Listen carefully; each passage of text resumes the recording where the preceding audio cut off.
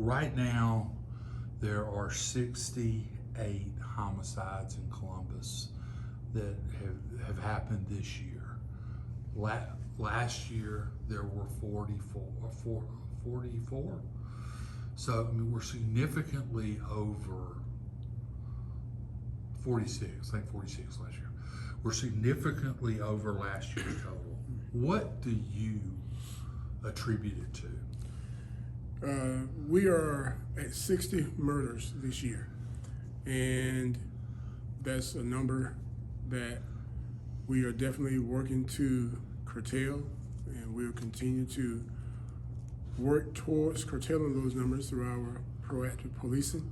We'll continue to engage our community and try to educate the community to make everyone aware as to what's going on around them and how they should handle themselves so that they're in a safe place. We want all of our citizens to feel safe and to be safe. And we also want to make sure that our citizens continue to communicate information with our investigators so we'll be able to have information that will lead us to be able to solve cases. We've solved 32 cases this year and of these murders that have taken place. And that's largely because our citizens have communicated information to us.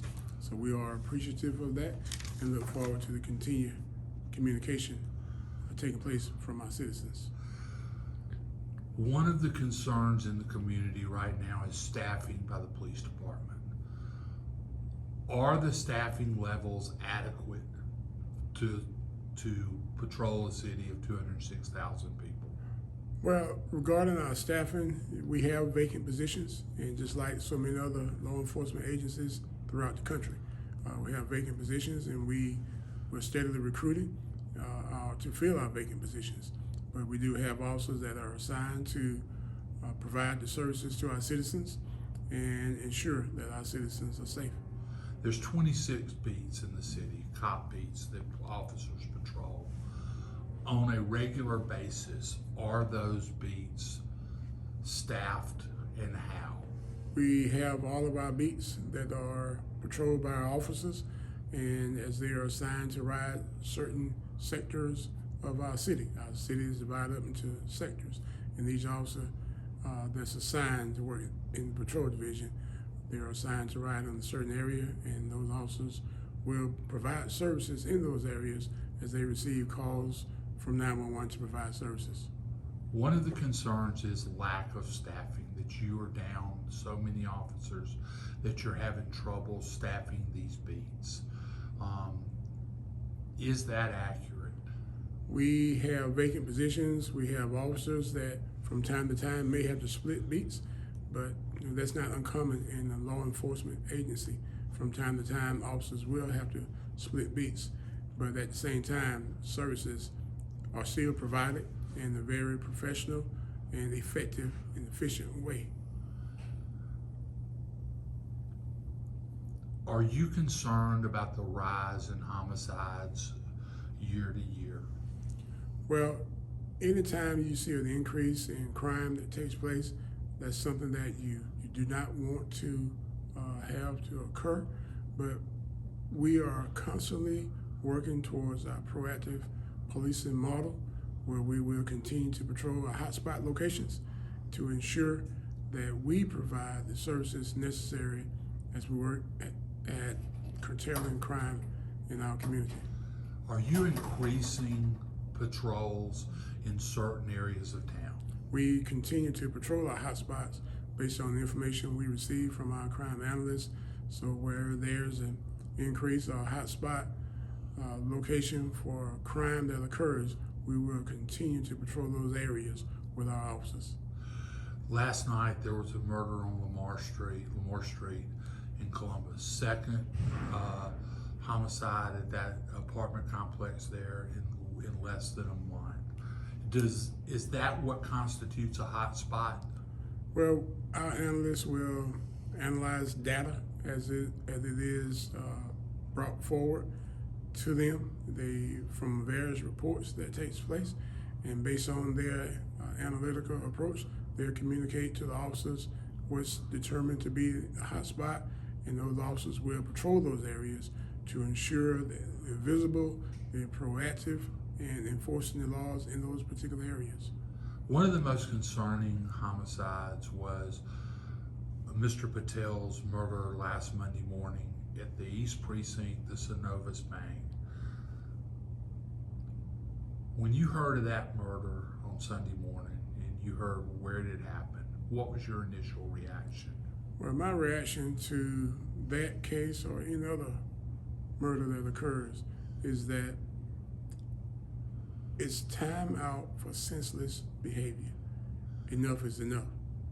We will definitely work hard and as we prioritize this case and work to bring it to a successful resolve.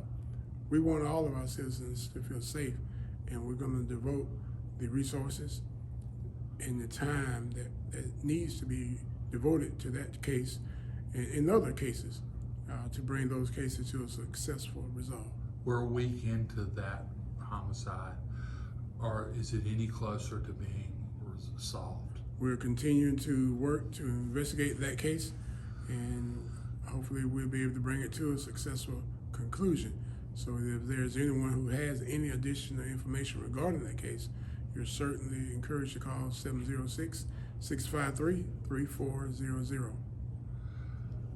I know you talk to the mayor on a regular basis. What concerns are being expressed from the mayor and council and others about the crime issue in our community to you? What concerns are they expressing to you? No one wants to have a situation where murders take place on a regular basis, regardless of any location. And so what we aim to do is to continue to present a police presence in our hotspot areas to ensure that we are proactively policing in those areas in the effort to curtail crime. You've been a police officer here for a lot of years. You're now in the top job in the department. When you see this spike in homicides in this community, and the fact that some people in this community don't feel safe right now, what's your personal reaction to that, Chief? Well, as I stated previously, enough is enough. We're going to do what we can as a law enforcement agency. But again, as I previously stated, we need all hands on deck. We need our community to continue to provide information and as well as provide services so that we'll be able to work at reducing crime in our community.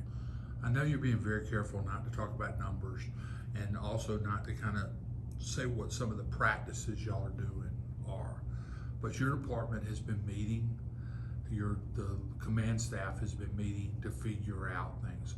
Are there changes coming in the way y'all operate? Are y'all looking at doing things differently in the height of this onslaught of homicides? Well, my command staff and I, we will always meet together to discuss ideas, and we'll come up with the strategies that are the best to utilize as we work towards reducing crime and keeping our community safe. Anything else you want to say, Chief Blackmon? Well, we have received information from our citizens on cases we've investigated, and we'd like to continue to receive information so our citizens would know that information will be utilized as we work towards solving crimes. And we've been able to be successful in doing so, and we look forward to continuing to interact and engage with our community and work on even more positive interaction through the various community programs that we take part in. Last question. Is Columbus, Georgia a safe city? Columbus is a safe city, and Columbus is a great city. We have to address some crime issues that are taking place, and we will address it. We are addressing those issues. And when we address those issues, we're going out, as we receive this information from our citizens, to put people in jail. We're going to hunt them down, arrest them, and put them in jail, and let them sit there until they await trial for that incident that they took part in. All right, appreciate you. Appreciate it. Thank you, Chief.